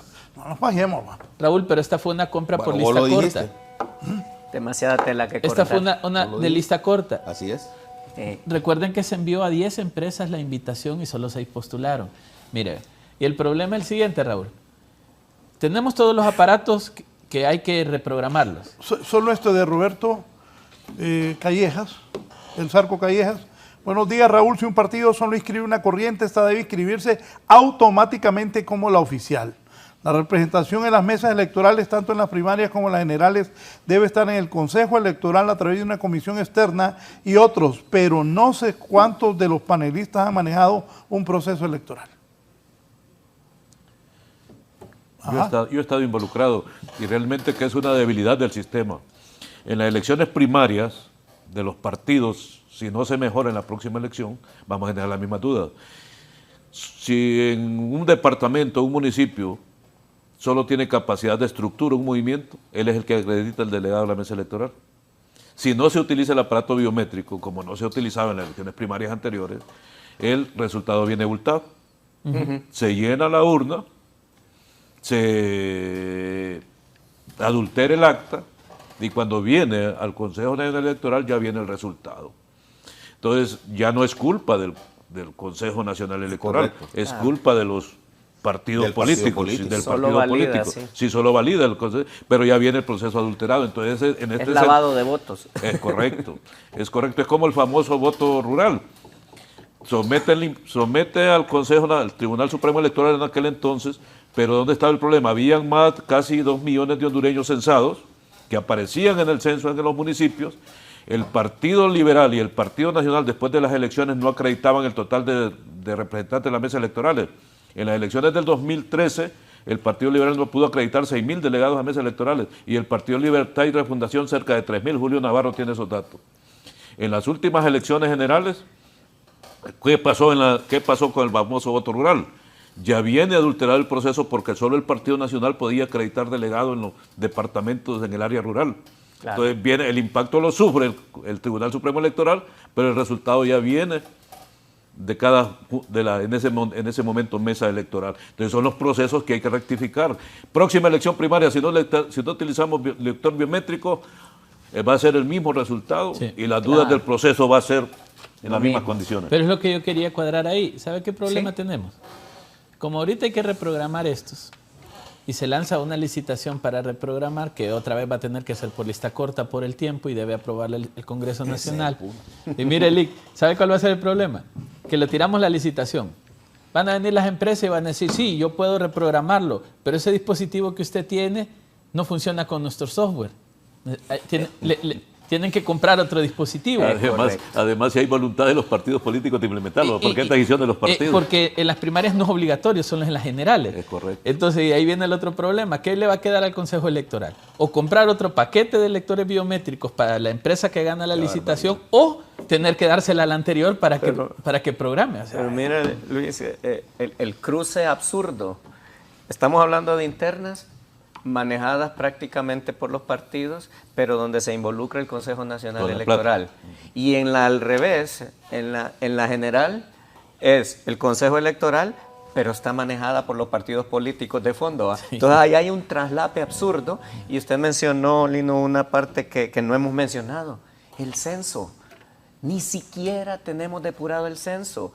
Hasta este momento, con las cifras oficiales, creo yo que somos un país que no sabe cuántos habitantes tiene y cuántos habitantes hay en el exterior, de manera fehaciente, porque también hay dudas al respecto. Entonces la pregunta es... Pero se ha avanzado, en ese proceso se ha avanzado. Es correcto, sí. Pero ¿por qué lo señalo? Porque estamos manejando una cantidad de presupuesto para una cosa meramente electoral, cuando podríamos haber ido haciendo una depuración más completa de eso, que es posiblemente más importante que lo que estamos mencionando. Entonces, a eso vamos, la priorización y la forma en que se define qué es lo que vamos a hacer después, está totalmente rebasada o sin un sentido lógico de lo que buscamos. Antonio Velázquez Mazón y Raúl, todos los que ahora critican lo que sucede en las elecciones primarias en esta bella Honduras, no lo criticaban cuando ellos eran parte de la estructura oficialista de su respectivo partido. No me refiero a los panelistas. Bueno, nos salvamos. No, pero tiene razón. Sí, pero es cierto. La verdad es que mucha gente se queda callada ahora, ¿verdad? Y eso a mí me parece que es poco ético, ¿verdad? Que antes defendían lo que ahora atacan, ¿no? Y al revés, que va para los dos lados también, ¿no? Lo que antes era bueno ahora es malo, y lo que antes era malo ahora es bueno. Se pierde la objetividad. Entonces yo creo que ahí sí nos hace falta más coherencia, ¿no? Hay otro tema también, ¿cuántos partidos van a continuar que estuvieron en el proceso electoral pasado? Y como tuviste, hay varios en fila queriendo participar. Sí, hombre. Dicen que... Estaba revuelto, Julio. Había una vergüenza, que a mí de verdad, perdón Luis, a mí me dio vergüenza ver a tipos aquí sentados en este mismo plató que no sacaron ni un diputado. Yo creo que no sacaron, pero ni un regidor sacaron. Y todavía pretenden seguir mamando, ¿no? 14 partidos políticos. Mira, ese es uno, y me vas a perdonar, Luis, porque yo sé que vos has trabajado en eso, pero ese es uno de los problemas de la famosa democracia multipartidaria, sí. Que nos heredaron los europeos, sí. Y que a mí me parece que en Europa funciona muy bien, porque en Europa hay mucho espacio para la negociación en el buen sentido de la palabra. Entonces vos ves al Partido Naranja de Alemania, al Partido Verde, ¿verdad? Ves un arcoíris de partidos, ¿verdad? Sí. Negociando unos con otros para poder formar gobierno. Eso no pasa en los Estados Unidos. Sí. En Estados Unidos Son está dos. claro, hay dos partidos y se acabó, ¿verdad? Claro. Y esos partidos tienen la democracia más fuerte del mundo, aunque en este momento puede estar cuestionada, ¿no? Porque el mismo Trump ha cuestionado el sistema democrático norteamericano, pero es un sistema que ha funcionado estamos a punto de cumplir 250 años, ¿no? Sí. Desde 1776 para acá, la democracia más longeva del mundo, y hay que decirlo, la que mejor ha funcionado, ¿no? Con dos partidos políticos nada más. Claro. ¿No? Entonces, yo sé que hay que abrirse, que existe una buena cantidad de opciones ahora. La que mejor funcionó hasta que Trump fue al Capitolio con toda esa gente. Claro, Sí, por eso te digo. Pero fíjate que es interesante que... Sí, porque ya ahí estaba como los países latinos. Sí, pero te voy a decir algo. Hay una frase, la voy a leer, hay una frase de Milton Friedman, que a mí me gusta mucho, la coloqué ayer en mis redes sociales, dice, en inglés, ¿verdad? Pero dice... Es bueno elegir a las personas adecuadas, dice Milton Friedman. Es bueno elegir a las personas adecuadas, pero esa no es la forma de resolver las cosas. La forma en que resuelven las cosas es hacer que sea políticamente rentable que las personas equivocadas hagan las cosas correctas. Entonces, Trump, para mí, es un tipo fallido, una persona errónea. Él es un aprendiz de dictador. Él quisiera, a él le encantaría ser un dictador latinoamericano. Yo creo que Trump ve a Maduro, ve a Chávez, y se ve a gente así y dice, pucha, a mí me gustaría tener esa posibilidad. Pero ¿qué sucede? El sistema no se lo permite. Exacto, su sistema. Claro, el sistema no se lo permite. Y por eso yo digo que es muy probable que Trump gane las próximas elecciones, ¿no? Sí. Es muy probable que las gane. Hay por lo menos un 50% de posibilidades, ¿verdad? Pero no es el fin del mundo si Trump gana las elecciones, porque el sistema de los Estados Unidos no le permite a él hacer lo que él hubiera querido hacer ese 6 de enero del año 2020, ¿no? 2021. Mire, solo quiero abonar ahí, digamos, se estima que eran 6 partidos políticos los que se iban a cerrar. Yo estoy de acuerdo con el IC. ¿A qué le llamamos democracia? ¿Un partido, 2 partidos o 1000 partidos? Hoy tenemos 14 y solo 3 tenían opciones de ganar. Y los otros 11, entonces, ¿qué son? Es cierto, algunos salen que las minorías también valen, estamos de acuerdo, pero ¿a qué costo, no? Entonces, digamos, mire, Raúl, se supone que había que cerrar 6 partidos políticos y entiendo yo que no los han notificado. Si no hay notificación, no hay clausura. Y estaba diciendo los consejeros el otro día que hay solicitud de 8. O sea que básicamente si mantenemos los 14 vamos a tener 22 partidos políticos para las elecciones generales de 2025. Sin membresía. Sin membresía. A algunos les va a convenir que sigan existiendo algunos y precisamente por eso no los notifican. Y ahí es donde viene la manipulación. Y además tenemos precedentes nefastos, ¿verdad? El partido del general Romeo Vázquez, por ejemplo, no saca nada y toda la vida se van y hacen un recurso de amparo ante la Corte Suprema de Justicia diciendo que es un derecho humano. Oíme, entonces vamos a estar financiando a esa gente toda la vida nosotros, solo porque se les antoja a ellos ser políticos profesionales. Vemos a la manipulación de los conceptos. Tengo un derecho humano y entonces no hay reglas, pues simplemente lo tengo y voy y punto. Ahí es donde está la parte. Eso es penoso, lo que está diciendo Germán, es penoso que siga sucediendo. Y si no entendemos, por ejemplo, que no se trata de tener partidos. Entre más partidos tenemos, lo que sucede es que estamos partidos democráticamente, porque es una atomización absurda que no consolida ningún tipo de fortaleza democrática, a mi criterio. Hay un elemento ahí importantísimo en lo que señalan ustedes. Ya la gente con mayor éxito y mayor compromiso de familia, social, profesional, no participa en política. El nivel más bajo es que él participe en política, porque se ha perdido el propósito del ejercicio del gobierno para el bien común.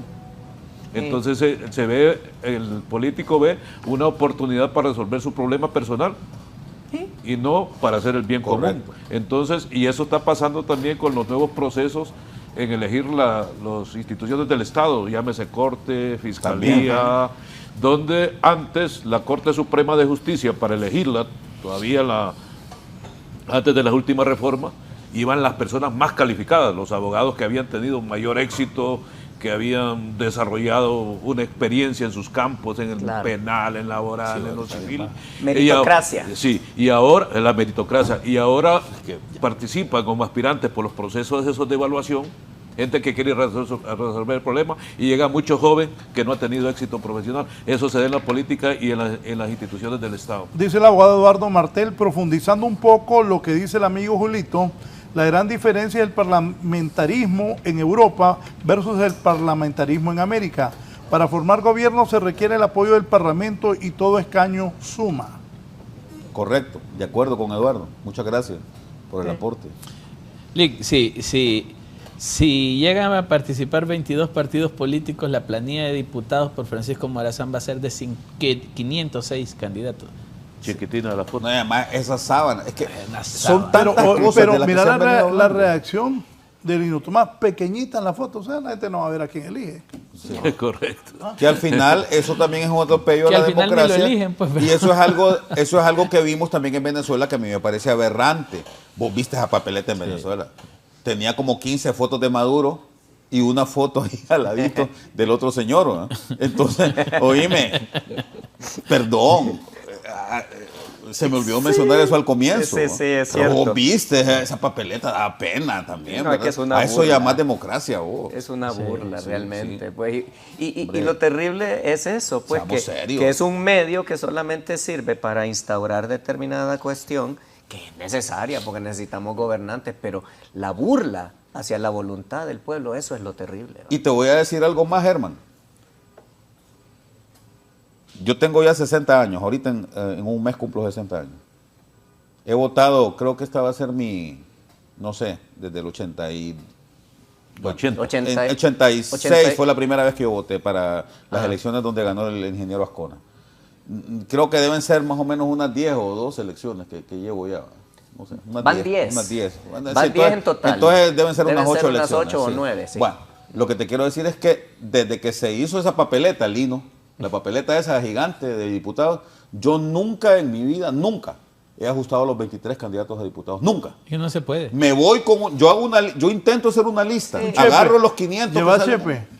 Sí. Todos No, llevamos chepe. y es lo correcto. El profesor lleva No, chepe. es lo correcto, es lo correcto. En los periódicos salen publicadas las papeletas. Antes uno agarra la papeleta y se pone a anotar por Cuesta, quién ¿va? vota. No, ¿Qué no cuesta? nunca he ajustado a los 23.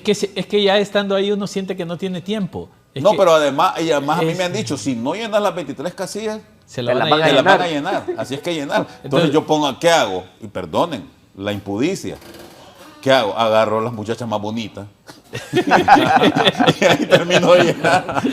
Entonces, porque no tengo otro criterio. ¿verdad? Lo siento. ¿eh? Entonces, Como cuando ganó Maduro. Incluso a que- uno que es más sectario, cuando O votas hace en militancia. plancha, sí. O votas en plancha, pero aún sí. así, cuando uno tiene un poco de compromiso, es difícil votar en plancha, refiriéndome a lo que dice Julio. También me ha tocado a mí ser difícil identificar los 23, cuando uno empieza lo que hablábamos de la meritocracia, ¿va? ¿Quién va? Y me ha tocado votar también por gente por meritocracia que después me he arrepentido. ¿va? Por ejemplo, las posiciones del abogado Ramos Soto en el Congreso, yo, mi gran maestro, le di el voto, pero las decisiones de él en el Congreso, ya con la reelección de Juan Orlando y todo eso, Penoso. me decepcionó enormemente. ¿va? Pero usted sabe que el voto en plancha técnicamente es improcedente, ¿va? O sea, técnicamente. Sí. Porque cuando se hizo la reforma a inicios de los 2000, Pero en algún momento esa era la estrategia de los partidos. es que mire, es todavía. Claro, y sigue siendo. sigue siendo. Cuando se hizo la reforma electoral a inicios de los 2000, porque acuerde que se votaba por la bandera del partido, los diputados no sabía quiénes eran. Sí. Entonces se decidió hacer una reforma para que se publicara la foto, el nombre y número de casilla de los candidatos y el pueblo pudiese escoger a los candidatos por los cuales estaba votando porque no se sabía quiénes eran los O a diputados. la muchacha bonita. Para que el LIC escogiera a la muchacha bonita. Entonces resulta que se hace la reforma y ahora es por eso esa sábana. Si Claro. la ley dice que debe ser un voto libre cruzado a elección por meritocracia y el dueño de partido político le está pidiendo a usted, básicamente plancha. imponiéndole un voto en plancha, técnicamente es incorrecto. ¿Por qué? Porque al final lo que andan buscando es la suma para tener mayor cociente y no precisamente darle la oportunidad a Lino o a Germán de que el pueblo lo asigne con sus marcas. Entonces yo creo que esa es parte de la aberración del sistema electoral. Es un sistema aberrado, yo estoy de acuerdo, y eso va a cambiar, aunque suene redundante, va a cambiar hasta que tengamos ya diputados por distrito. Porque el diputado por distrito yo lo voy a elegir, el que viene en mi distrito, el que vive en mi distrito, yo elijo entre los 6, 7 candidatos a diputados que hay de los distintos partidos, yo elijo a un diputado que es mi diputado y es al que yo le pido cuentas. Así debe funcionar una democracia representativa, ¿verdad? Correcto. Pero si yo estoy eligiendo 23, no me da para elegir, hay que entender eso. En el caso de Francisco Morazán, a mí no me da para elegir 23 diputados, no puedo. Y el problema, Julio, es que no quieren hacer esas reformas porque, sumado a todo, la gente tal vez no lo entiende, pero la realidad es que ahorita no se vota ni por esa cara, ni por esa posición, porque después el sistema empieza que si el cociente, que si el residuo, que si las marcas globales y todo, y empieza a definir escaños de diputados que no tienen nada que ver con el Por voto eso yo directo. digo que es un pleonasmo, por Así eso digo es. que es repetitivo, porque ya mira, ¿desde cuándo estamos en esto, Germán? ¿Cuántas veces como ciudadanos, como miembros de la sociedad, interesados, hemos pedido que se hagan estas reformas? La ciudadanización de las mesas. Ya, fíjate que ya ni lo quiero decir porque ya estamos cansados de escuchar esto. Sí. La ciudadanización de las mesas. Que no sean los partidos políticos los que manejen las elecciones, sino que sean ciudadanos, ¿verdad? Eso, oíme, el PRI gobernó 70 años en México y en un chascazo hicieron la reforma y ciudadanizaron el IFE. Antes, igual que en Venezuela, antes era el ministro de Gobernación el que manejaba las elecciones. Sí. El ministro de Gobernación en México, ¿verdad? Que era un empleado del presidente de turno, que era del PRI, claro. Y el presidente de turno elegía por el dedazo, el famoso dedazo, claro. El destape que le llamaban en México, así se elegía, total. ¿Verdad? Y luego el ministro ya se sabía que el ministro de Gobernación, que era el segundo al mando en el gobierno, ¿verdad? Porque en México no hay vicepresidente, ¿verdad? Era el que decidía el sistema electoral. Claro. Eso en tiempos de Salinas de Gortari, después de la crisis que hubo, cuando se presentó Cuauhtémoc Cárdenas, que casi le gana las elecciones a Salinas, que dicen que fue un robo eso. Dicen que la ganó. Bueno, pero después de esa crisis que se dio en el PRI, esa decisión que se dio en el PRI, y que de ahí nació, por cierto, el PRD, que es el partido de donde nació también don Andrés Manuel López Obrador, de ahí nace esa reforma, ¿verdad? Y se crea el IFE en aquel momento, Instituto Federal Electoral, que era ciudadano. Se elegía a los rectores de las universidades, a los académicos, para que fueran ellos quienes manejaran el IFE, ¿no? Y así se ha venido manejando el IFE y México se ha convertido en una democracia plena, después de ser una dictadura de 70 años, ¿verdad? De partido. Entonces yo creo que aquí en Honduras podemos hacer esas reformas, solo es cuestión de tener un poco de voluntad y de amor por este país. Porque miren, compañeros. Solo le leo lo que dice el arquitecto Juan Carlos Rodríguez. Dice él, aquí, buenos días, dice: me ha gustado el desarrollo del foro el día de hoy, pero creo que hay que recordar que de nada nos sirve gastar esa millonaria cantidad de dinero cuando después los partidos comienzan a hacer los cambios que a su determinación desean por conveniencia personal o partidaria. Eso para mí es el detonante claro para no tener que gastar un dinero que se tira como sal en el agua. Por aquí me agregó, incluso recordemos que ha servido para generar mantos de impunidad con las diputaciones en el Congreso Nacional o en el Parlamento Centroamericano. Es justo lo que le iba a decir. El Lino sabe de estas cosas. Hubieron en 2021 candidatos a diputados que sacaron 120,000 votos en Francisco Morazán, pero salió electo como diputado el que sacó 50,000. Exactamente. Hubo el que sacó 12,000. Es correcto. Por esa distribución que hablaba. Cuénteme a mí que ha sido candidato a diputado. En una de esas yo saqué 124,000 marcas. En las elecciones de Mel. Sí, correcto, y quedé fuera. Entonces, Raúl contribuyó a que me sacaran. Ahí Lino sacó más votos que un montón de gente, pero no salió. Pero el sistema lo sacó. Claro, es el sistema. ¿Por qué lo saca? Porque primero el residuo. Sí. Eso, el cociente, eso lo mata, el residuo. Y después, cuando ya ven quiénes están saliendo, el dueño del partido dice: no, fíjate que no, méteme aquel. Entonces el otro partido le dice: bueno, yo te dejo que lo metas a cambio de que vos me dejes entrar porque están viendo cómo van a jugar ya en el Congreso Nacional. O sea, es justo lo que decía la persona que envió el mensaje. Yo estimo, eso de los cambios ya no se daba, lo utilizó mucho don Jaime, de que sacara un diputado y salía electo el diputado y en la Tribunal Supremo Electoral se sustituía por otro. No, eso se fortaleció, eso es difícil. Se dan esos procesos y este consejo, y eso sí le voy a decir, este consejo electoral tuvo cuidado, que antes cuando el resultado es muy apretado, se somete a la revisión del resultado en el Consejo Nacional Electoral. Y entonces lo que hacían los políticos es que los transcriptores y los técnicos que pagaban, que estaban en el Consejo, los trataban de pagar.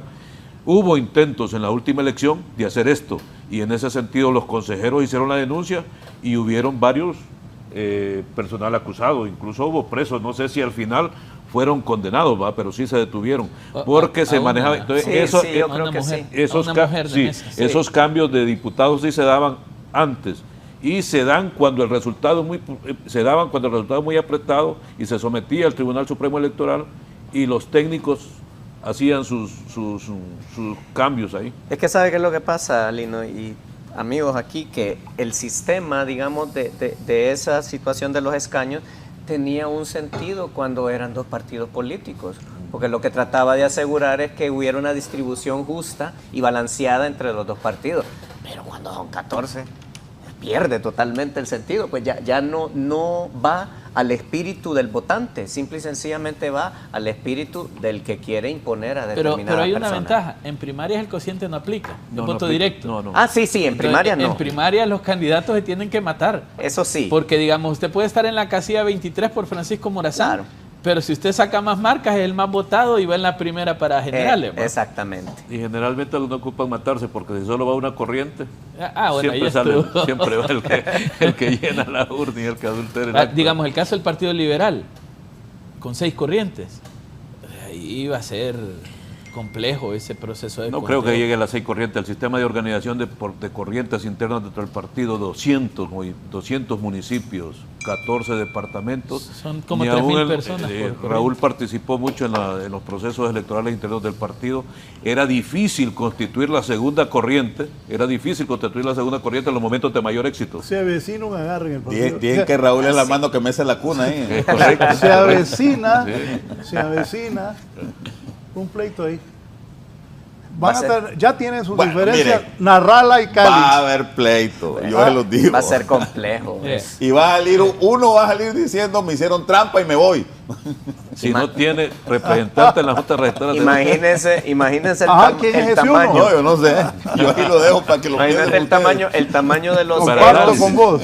El tamaño de los egos que han llegado a caer dentro del Partido Liberal, que además tenía un caudal enorme como para egos de ese tamaño, pero que ahora que está así, yo no sé cómo van a hacer para caber esos egos. Ahí ahora, el entusiasmo que ha generado... Yo a Yani le decía que el auditorio, que por cierto Yani ayudó a hacer ese auditorio, le digo, ese ego tuyo no cabe en ese auditorio, pero ahora el de estos va a dar a la calle.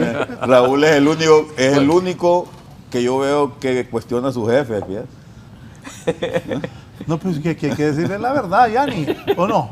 Está bien, está bien. Hay que decirle la verdad. Cuando toca. Por ejemplo, le dije a Yani, y eso que entró Narrala y Calix, no, pero me van a recordar que reviví el partido. Me dejó pensando. Pues.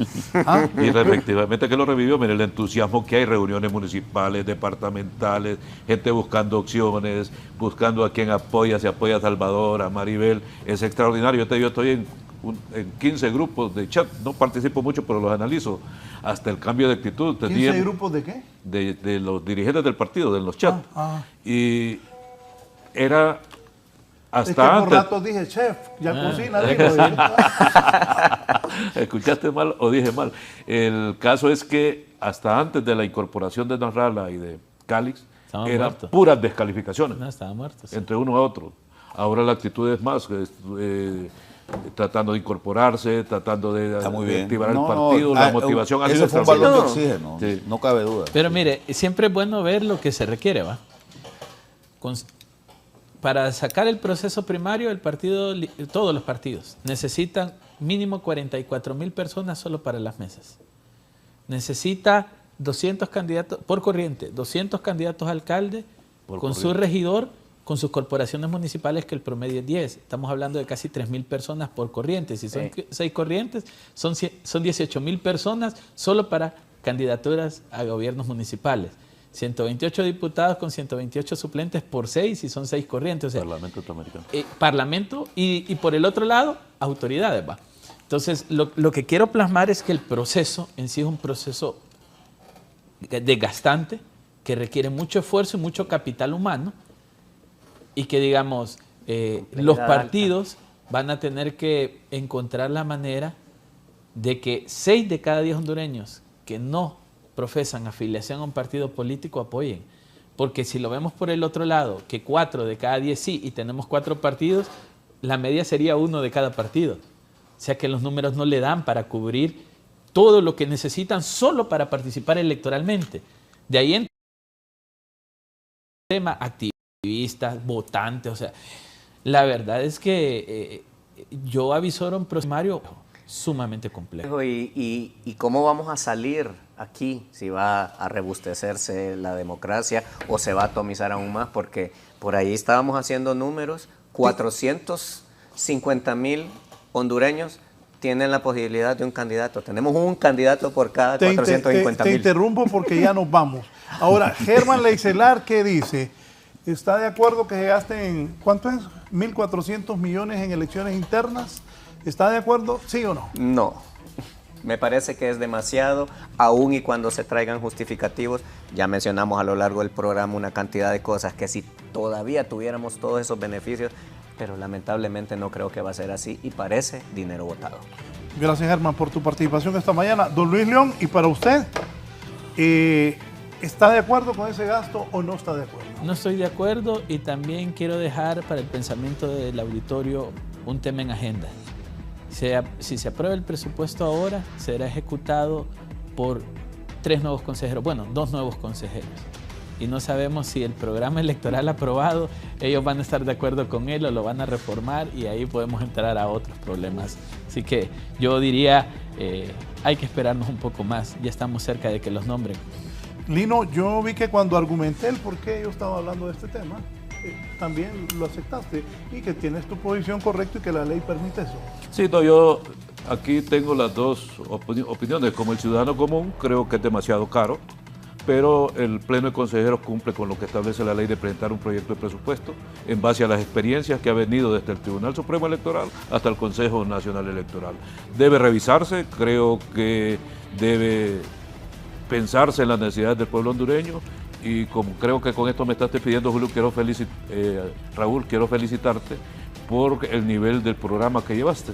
No es el programa de descalificación, es el programa de análisis, de compromiso y realmente felicitar a los compañeros por ese aporte que hacen, porque los hondureños están esperando más propuestas, más cosas positivas para fortalecer el sistema. Respondiéndote, iba a decir en mi defensa, pero no, respondiéndote. El nivel del programa es de acuerdo a los invitados. Si los invitados quieren en algún momento del programa debatir entre ellos, discutir o hasta momentos agredirse, que hemos parado eso, ya es decisión del invitado. Correcto. Es la verdad. Julio, ya volaron vasos aquí. ¿A favor o no? Sí. Muchas gracias, Raúl. Definitivamente que el país requiere en este momento de un redireccionamiento en temas presupuestarios. El tema de la democracia es importante, pero no podemos nosotros darnos el lujo de gastar 1.492, que por cierto es el año de Cristóbal Colón, millones de lempiras en un proceso que podría ser muchísimo más barato y mucho más transparente y útil para el país. Muchas gracias, Julio. Antes de despedirnos voy a mencionar 3 frases de 3 personajes del país, empezando por Jorge Arturo Reina.